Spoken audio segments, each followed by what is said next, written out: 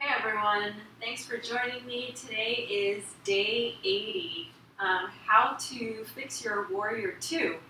So I'm going to be taking you through a mini tutorial on how to feel when you're in your Warrior 2 so that you're getting into the pose and getting the maximum benefit.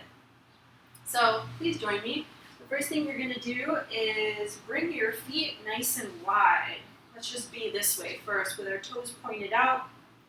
And now, whichever direction you want to do your Warrior 2 in, you're going to take that leg, so I'll go to my left, you're going to take that leg and turn it out to face forward, making sure that the toes are perpendicular to the front of the mat. And then your bottom foot, go ahead and look at it and make sure it's at a 45-degree angle.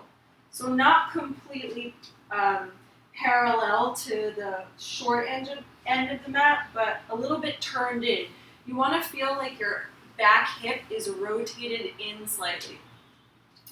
Now from here, your two shoulder points are going to be facing sideways, okay? And your arms are going to come out to the side, and then your head is going to turn.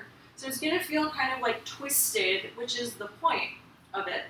All right, now squeeze your two sit bones together. So I'm like squeezing my butt in and up, okay? And now keeping that sensation, keeping that sort of contraction, go ahead and bend that left knee or the front knee, whichever one you are doing. And notice how it feels when you're like super engaged. I'm not able to go down as far versus when you just release it and you're kind of like in your Warrior 2, just pressing into the floor.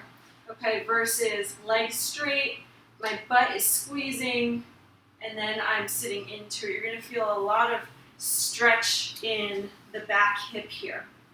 Okay, and a couple of common things that happen during a Warrior 2 is that when people don't squeeze their buttocks, they tend to have like this arched back and you're sitting back into the hips like this and your butt kind of pops out. So you don't want that to happen. So make sure you're squeezing it in. And then a second thing that happens is that your back foot arch collapses in. So what you want to think of doing is like sealing the outer edge of the back foot.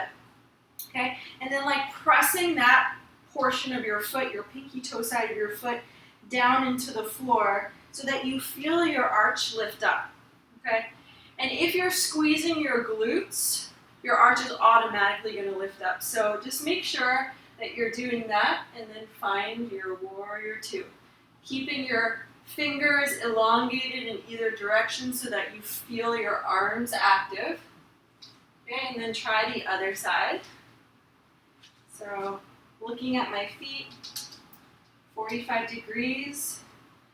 My shoulders are facing sideways. My arms are out. And my head is turned. And I'm looking past my middle finger. I'm squeezing my butt. And now I re-bend that front knee.